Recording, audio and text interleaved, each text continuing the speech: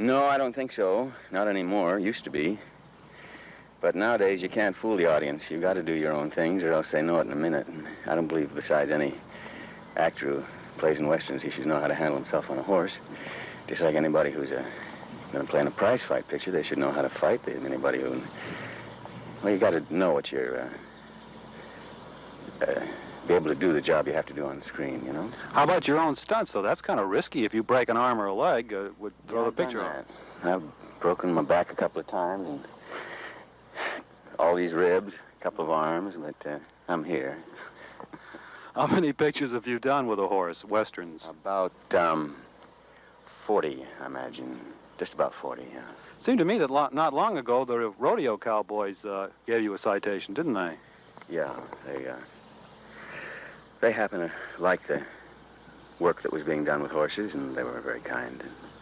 Well, I know that some of the cowboys that I know, like Casey Tibbs, who was the world's champion for a long time, think you're by far, in all odds, the best horseman in Hollywood. Well, I wouldn't say that. There's others, people like, I think Joe McCrea would be, or Duke Wayne. There's a lot of very good horsemen in pictures. I don't think people realize that you see some great things in movies. And even though the stunt looks, you know, they see a stunt and they say, well, it's a double or it's this or that, somebody's doing it. You know, and gets a little rough sometimes.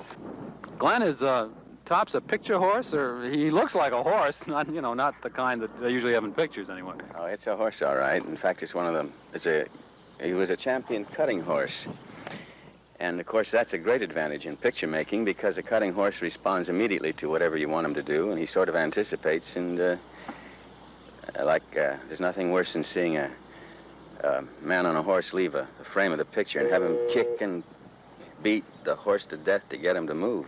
With old Top's here, you just have to think move, and he goes, which is a great advantage, of course, you know. And he doesn't spook then when gunfire is around, does he? No, and that's there's a big difference between picture horses and, let's say, ordinary horses. They're very much like people. Pretty soon they get to know a little bit more about acting than you do, which is sometimes pretty good because it covers up a lot of inadequacies. Like, for example, if I had to ride old Tops in here and stop and talk to you, this was a scene, Tops, if I did it once, he'd come in and do it every time. But then you'd have to run him through about 3 times to fool him, otherwise he'll stop out there and ease himself in. They get very smart. For example, when they say action, most horses like Tops, they know what action means. That's right. You just got to give a horse a break and prepare him. And a good horse, you can lean against him. Rather lean to the left, and he knows you're going to rein him to the left. You lean a little bit to the right. If you're going to stop, lean back a little bit, and then give him the rein. Let him know, and don't surprise him too much. And you find horses just like to be told. Also, all this was without spurs, which is something. Oh, yeah, that's right. I don't believe in spurs, Joe. A good horse, you don't need spurs, and besides, makes him nervous. And I just don't believe in scratching up a good animal, certainly not one like this. Glenn, do you have much of a wardrobe for westerns? Yeah, I have a wardrobe. I have one hat. That's the wardrobe? Yeah, I have the same hat I've been wearing for about 12 years. I think I wouldn't take anything for that old hat of mine.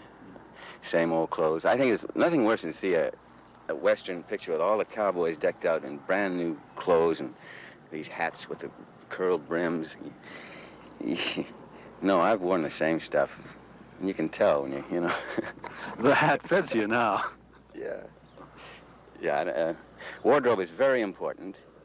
And wardrobe should look as real as possible. And whoever saw a brand new suit on a cowboy, usually cowboys give their hats away and have other people wear them until they get broken in. I think I've worn that hat in about 20 pictures. Where is it now? It's home, locked up in the vault. It's your most valuable Western prop.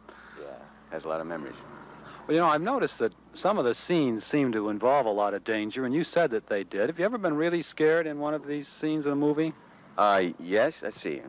Of course, you know, you always get a little worried sometimes, but I think the one I can remember most offhand is I was in Kanab, Utah, doing a picture called The Desperados with Randy Scott, and we had about 4,000 head of steers that we were supposed to ride in front of, and old big boy Williams was supposed to set a dynamite charge off behind to start the steers going, and we were supposed to lead them into town, supposedly discombobulate the town and take it over.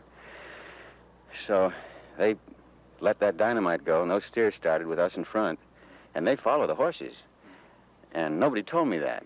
So we took off, and those doggone animals come after us, and we had to go. And all I could think of was at the time, old big boy, he said, "Glenn, what if that horse had stumbled?" I said, "I wish you hadn't said that." That worried me. I had a few bad moments there. Listen, Joe, I haven't finished the workout. You want to go along with me? I'd love to. You sure? I'm sure. Hey, Dyke, bring a horse for Joe. Oh, no.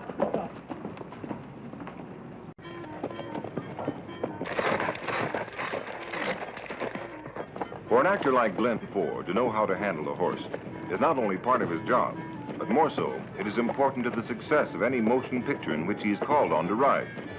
A horse must know that the rider is the master and that it's important to obey commands. Glenn enjoys working a horse like Tops because he can communicate his every command to the well-trained animal with the minimum of effort.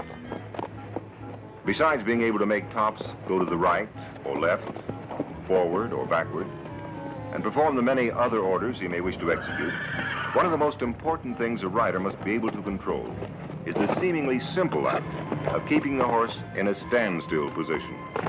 This is especially necessary when the actor must close up, which allows very little room for movement, or the actor will no longer be in the frame of the camera lens. Stops and starts are also a part of the training of a movie horse and rider. Glenn says that many a motion picture budget has been increased because the actors riding in a scene could not control the animals they rode and thereby missed their camera marks. This would necessitate a retake of the scene and throw the producer's estimated budget into new heights. Glenn has been riding in motion pictures for a number of years, but always spends training time with the horse he is to use, so that when the cameras are rolling, he'll be able to deliver his acting chores without the problem of being further disturbed by an animal that is not responding easily to his directions.